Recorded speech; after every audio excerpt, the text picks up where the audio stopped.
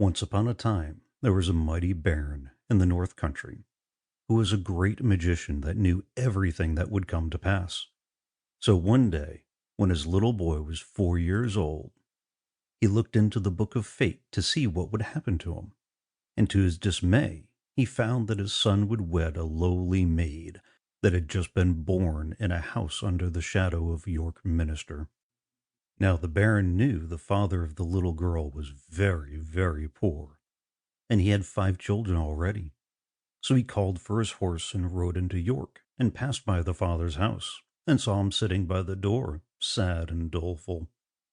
So he dismounted and went to him and said, "What is the matter, my good man?" And the man said, "Well, your honor, the fact is I've 5 children already, and now a sixth come, a little lass, and where to get the bread from to fill their mouths, that's more than I can say." "Don't be downhearted, my man," said the baron. "If that's your trouble, I can help you.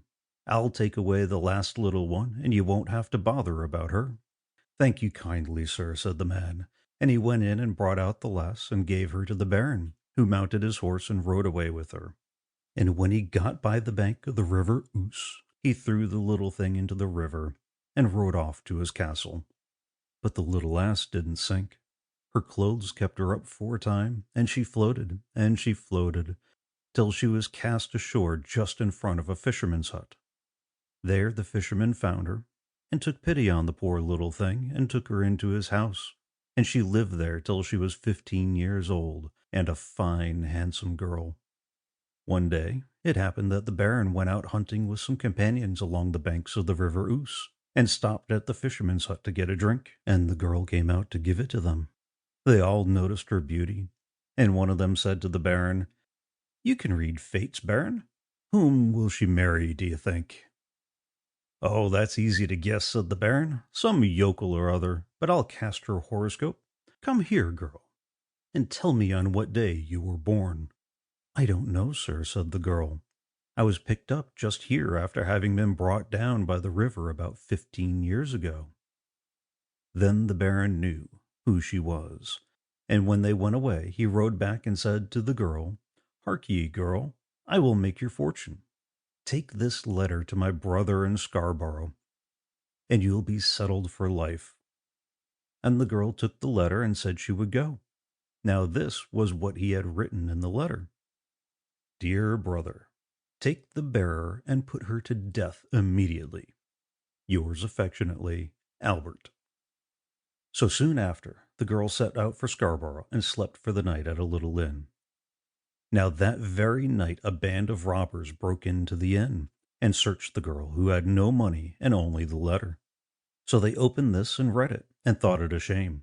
The captain of the robbers took a pen and paper and wrote this letter: "Dear brother, take the bearer and marry her to my son immediately. Yours affectionately, Albert." And then he gave it to the girl, bidding her begone. So she went on to the baron's brother at Scarborough, a noble knight with whom the baron's son was staying. When she gave the letter to his brother, he gave orders for the wedding to be prepared at once, and they were married that very day. Soon after, the baron himself came to his brother's castle, and what was his surprise to find that the very thing he had plotted against had come to pass. But he was not to be put off that way. He took out the girl for a walk, as he said, along the cliffs, and when he got her all alone, he took her by the arms and was going to throw her over. But she begged hard for her life. "I have not done anything," she said. "If you will only spare me, I will do whatever you wish. I will never see you or your son again till you desire it." Then the baron took off his gold ring and threw it into the sea, saying, "Never let me see your face till you can show me that ring," and he let her go. The poor girl wandered on, till at last she came to a great noble's castle, and she asked to have some work given to her, and they made her the scullion girl of the castle, for she had been used to such work in the fisherman's hut. Now one day, who should she see coming up to the noble's house but the baron and his brother and his son, her husband? She didn't know what to do, but thought they would not see her in the castle kitchen. So she went back to her work with a sigh and set to cleaning a huge big fish that was to be boiled for their dinner. And as she was cleaning it, she saw something shine inside it. And what do you think she found? Why, there was the Baron's ring, the very one he had thrown over the cliff at Scarborough. She was right glad to see it, you may be sure. Then she cooked the fish as nicely as she could and served it up. Well, when the fish came on the table, the guests liked it so well that they asked the noble who cooked it.